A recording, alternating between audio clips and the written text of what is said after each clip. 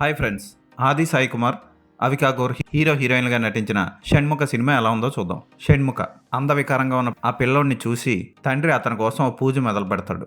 అతను అందంగా తయారవ్వాలంటే, అతను ఒకే తలతో ఉండాలంటే దానికి ఒక క్షుద్ర పూజ చేయాలి.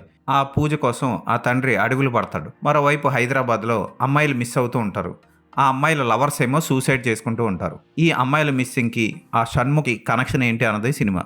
మీకు కొండంత ఓపిక ఉంటే తప్ప ఈ సినిమాని చూడకండి. ఎందుకంటే అక్కడ ఏం జరుగుతుందో, ఎందుకు జరుగుతుందో కూడా అర్థం కాదు. క్లారిటీగా చెప్పడంలో దర్శకుడు ఫెయిల్ అయ్యాడు. ఇటువంటి సస్పెన్స్ థ్రిల్లర్స్కి కథలో ఉన్న ట్విస్టుల్ని జాగ్రత్తగా దాచి మెల్లిమెల్లిగా ఒక్కొక్కటి విప్పుతూ ప్రేక్షకుల్ని ఎక్సైట్ చేయాలి.